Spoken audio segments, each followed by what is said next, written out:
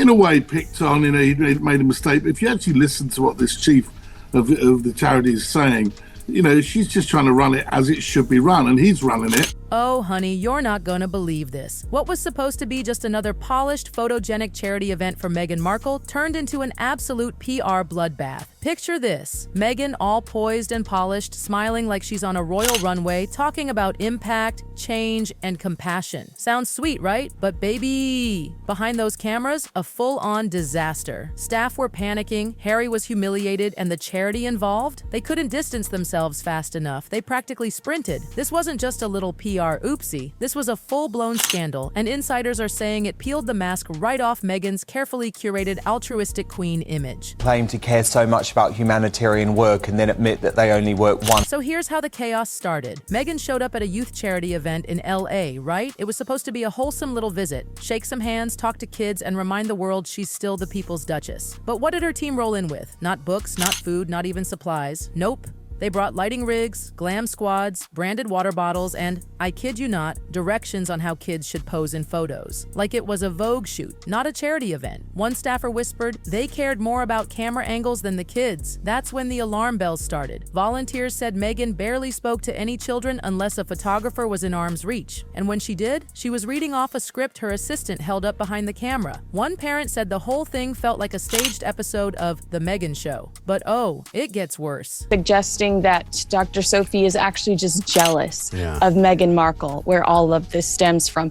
Prince Harry, you have found yourself. So get this, leaked emails started floating around. Meghan's top-tier PR agency had sent a whole list of demands to the charity days before the visit. Demands like, only ask her pre-approved questions. Nobody talks to the press unless they're on her payroll, and every single staffer had to sign a non-disclosure agreement. For a charity visit, NDAs at a charity event? Because nothing screams open-hearted giving like legal threats. The charity was fuming. Internal memos show board members were absolutely livid. One said the whole event was nothing but a branding stunt. Another called it downright exploitative. Yikes.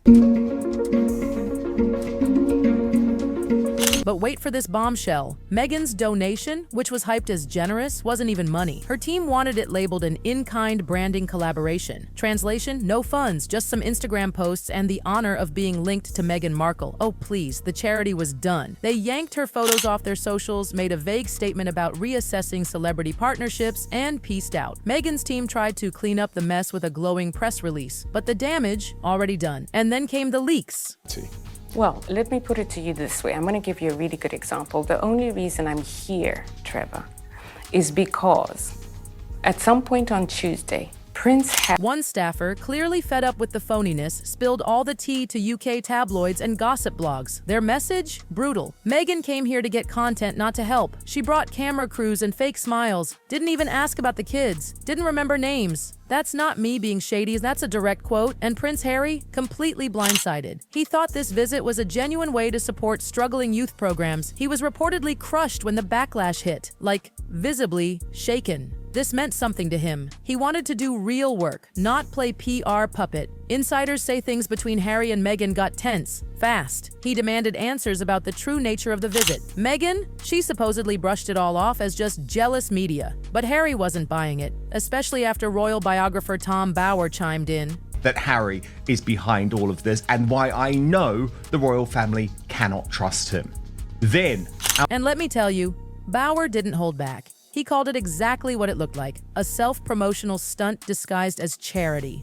Narcissism dressed in philanthropy, he said. Oof, and he's not alone. Former palace staff, media pros, and even charity insiders are now calling out Meghan's whole act. From photo ops to curated captions, there's a pattern. Big gestures, big headlines, but very little real action. Remember when Meghan supposedly sent lunches to schoolgirls in India? Yeah, that was all a sponsor. Her only role was posing. Or the banana messages workers, where she wrote, "You are brave" on bananas. Critics said it was tone-deaf and performative. Are you seeing the trend? This time, the curtain isn't just slipping, it's crashing down. Public opinion, whether that is now potentially having a war with his own charity. And girl, guess what Meghan did next? She fired her PR firm. Yep, the very same firm that had been managing her whole rebrand, gone. Sources say she axed them just days after the story exploded online. Why? Because they couldn't stop the truth from coming out. Apparently, her PR team warned her, don't film the visit, it'll look bad. But Meghan, she ignored it. She wanted that footage, for her new lifestyle rollout. A rollout that's now on hold. For obvious reasons. And now, brands are backing away like it's radioactive. 2 major luxury sponsors pulled out from her as ever label. A podcast company that was about to strike a deal?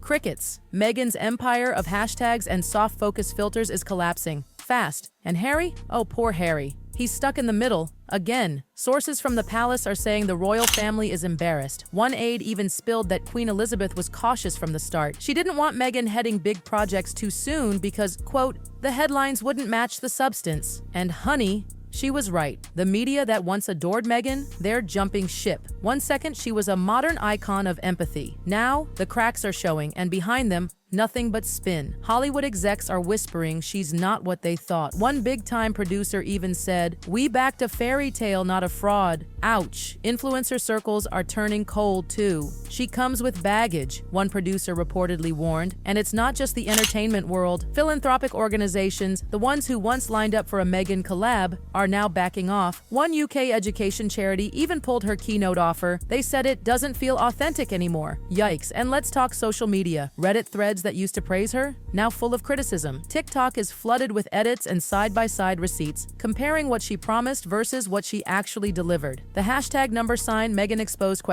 It trended for over 2 days straight. The contrast painfully clear. Harry, raw, emotional, sincere. Meghan, silent, polished, absent. One late-night host summed it up perfectly. Harry's hugging strangers. Meghan's dodging humans like she's on autopilot. And then came the Zoom leak. A clip circulated where Harry could be heard saying, we said authentic, not orchestrated.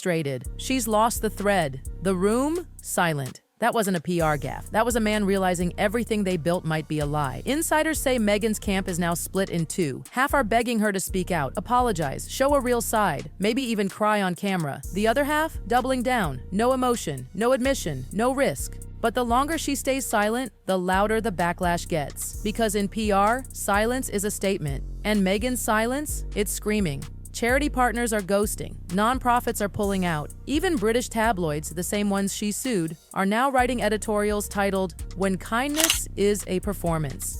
Yikes. One insider said it best. We wanted the real Meghan, but all we got was a brand with a filter. And honestly, it's true. Meghan built her image on being relatable, compassionate, different from the cold royals, but now she's giving off the same frost. Except it's worse, because she promised she was above it. And what's happening to Harry? You can see it. The man looks like he's unraveling. One source even said he cried on a Zoom call and muttered, this was supposed to be different. That's not a man spinning a scandal. That's a man breaking. Insiders claim Harry's team is pushing for a full reset. Real events. No cameras, no curated captions, just humanity. But Meghan, reportedly, she's done with charity. She's retreating to her lifestyle brand, her collabs, her jam jars. And the public, they're not here for it anymore. Her lifestyle promos, flopping. Engagement is down. Meanwhile, every clip showing Harry being vulnerable is going viral. One charity exec said it loud, you can design a good moment, but you can't script emotional intelligence. And Meghan, she designed everything, except for how it actually felt. By Monday morning, Meghan's PR inbox exploding. Emails from concerned charity partners, board members, even a few celebrity friends, all asking the same thing. Is she okay? Is she gonna say something? But behind closed doors, Sussex HQ was in total panic mode. They knew this wasn't just TikTok shade anymore. This was the kind of narrative shift you don't come back from easily. PR analysts started whispering what no one wanted to hear. This moment could define her, and not in a good way. Harry tried to step up. He attended more follow-up visits, hugged more people, wiped away more tears. Each genuine interaction landed hard. The public could feel the difference. The guy was clearly hurting but trying. And Meghan, still silent. No video, no tweet, no, I'm sorry I came off cold. Nothing, just more lifestyle ads, more sponsored posts, more curated calm while her brand quietly burned behind the scenes. Columnists took notice. This isn't about one hug, one op-ed blasted. It's about the pattern. A pattern of detachment wrapped in good PR. And it kept getting worse. One Sunday headline screamed, Harry in damage control, Meghan missing in action. Another compared her charity conduct to a scripted royal performance. Cold, detached, hollow. Harry, meanwhile, was doing emotional labor for both of them. He looked like a man carrying a collapsing narrative on his back, and sources say he knew it. One aide said, He's heartbroken. This was supposed to be the authentic life they fought for, and now it feels fake. Insiders spilled even more. Meghan's team, now fully split, is stuck between two extremes, half begging her to break the silence, the other half terrified that anything unscripted will just make it worse. But that vacuum, it's killing her credibility. One charity staffer put it perfectly: you can't preach compassion and act like kindness is a schedule block. People aren't props. The result?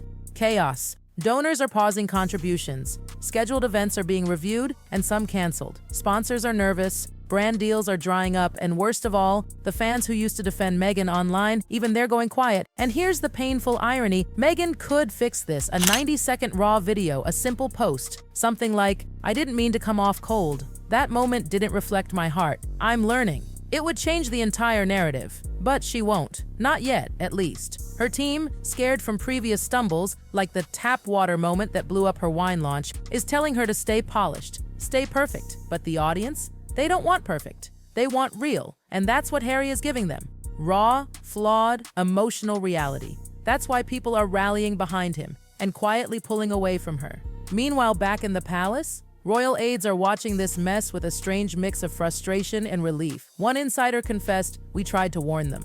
The Queen was cautious for a reason. And it turns out she was right. Because what Meghan forgot, somewhere between Montecito mansions and multi-million-dollar deals, is that compassion isn't a campaign.